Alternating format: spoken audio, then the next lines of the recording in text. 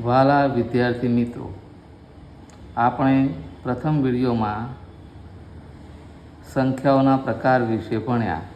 તેનો ઝડપી પુનરાવર્તન કરી ઝડપથી આગળ વધીએ તો એ વિડીયોમાં આપણે પ્રાકૃતિક સંખ્યાઓ વિશે ભણેલા. ગણતરી માટેની સંખ્યાઓ કહેવાય છે, તેને અંગ્રેજીમાં નેચરલ નંબર્સ તરીકે ઓળખવામાં આવે છે. તેનો ગણ સંકેત કેપિટલ N છે. ત્યાર પછી બીજો પ્રકાર ભણ્યા હતા પૂર્ણ સંખ્યાઓ. પૂર્ણ સંખ્યાઓને અંગ્રેજીમાં હોલ નંબર્સ તરીકે ઓળખવામાં આવે છે. તેનો ગણ સંકેત W છે. 0થી અનંત સુધી વિસ્તરતી સંખ્યાઓને પૂર્ણ સંખ્યા તરીકે ઓળખવામાં આવે છે. ત્યાર પછી પૂર્ણાંક સંખ્યાઓ, જેને અંગ્રેજીમાં ઇન્ટેજર્સ તરીકે ઓળખવામાં આવે છે. તેનો ગણ સંકેત Z છે. તેમાં ધનાત્મક, ઋણાત્મક અને શૂન્યનો સમાવેશ થાય છે. ત્યાર પછીનો ગણ આવે છે સમમેય સંખ્યાઓનો ગણ. તેનો ગણ સંકેત Q છે, કેપિટલ Q. જે સંખ્યાઓને PQ સ્વરૂપમાં દર્શાવી શકાય તેવી સંખ્યાઓને સમમેય સંખ્યા કહે છે. જ્યાં P પૂર્ણાંક હોય અને Q શૂન્યેતર હોય, એટલે કે Q not equal to 0. Q એ 0 શૂન્ય હોઈ શકે નહીં, એટલે કે છેદમાં 0 હોય તેવી સંખ્યાને સમમેય સંખ્યા કહી ન શકાય. ગણિતમાં કોઈપણ સંખ્યાને 0 વડે ભાગવી એ અવ્યાખ્યાયિત, અનડિફાઇન્ડ કહેવાય છે. શા માટે કોઈપણ સંખ્યા ભાગ્યા શૂન્ય અવ્યાખ્યાયિત છે? તો આપણે એક ઉદાહરણ દ્વારા એ બાબત સમજીએ.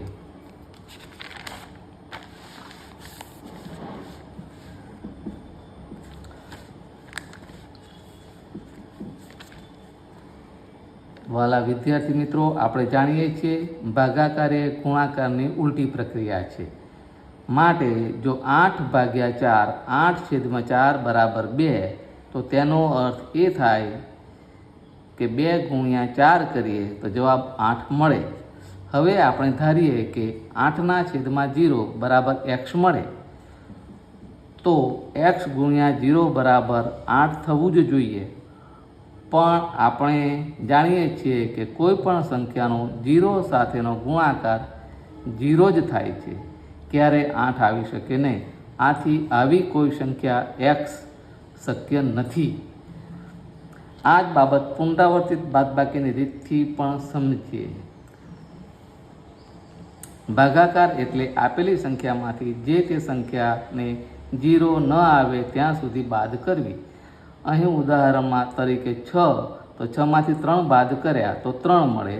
3માંથી 3 બાદ કર્યા તો 0 મળે. 3માંથી 0 બાદ કરીએ તો 3 મળે. 3માંથી 0 બાદ કરીએ તો 3 મળે. ફરીથી આ જ ક્રિયા તમે વારંવાર કરતા જાઓ તો અનંત સુધી આ પ્રક્રિયા ચાલશે અને 0 શેષ નહીં વધે. એટલે કે આ 3/0 શક્ય નથી. એટલે તેને અનડિફાઇન્ડ, અવ્યાખ્યાયિત કહેવાયું છે. સમમેય સંખ્યાઓ વિશે કહેવાયું છે કે Q not equal to 0. Q not equal to 0. છેદની સંખ્યા શૂન્યેતર જ હોવી જોઈએ, તો જ તે સંખ્યા સમમેય સંખ્યા કહેવાય. સંખ્યાઓનો 5મો પ્રકાર છે અસમમેય સંખ્યા, ઇરરેશનલ નંબર. અસમમેય સંખ્યાની મુખ્ય શરત છે કે તેને P/Q માં દર્શાવી શકાય નહીં. દાખલા તરીકે વર્ગમૂળમાં 2, વર્ગમૂળમાં 3, પાય વગેરે. વાસ્તવિક સંખ્યાઓ. પછીનો ગણ છે વાસ્તવિક સંખ્યાઓ. તેને અંગ્રેજીમાં રિયલ નંબર્સ અને તેનો સંકેત છે કેપિટલ R. સમમેય સંખ્યાઓ અને અસમમેય સંખ્યાના સંયોજનથી બનતો મોટો સમૂહ તેને રિયલ નંબર્સ તરીકે ઓળખવામાં આવે છે.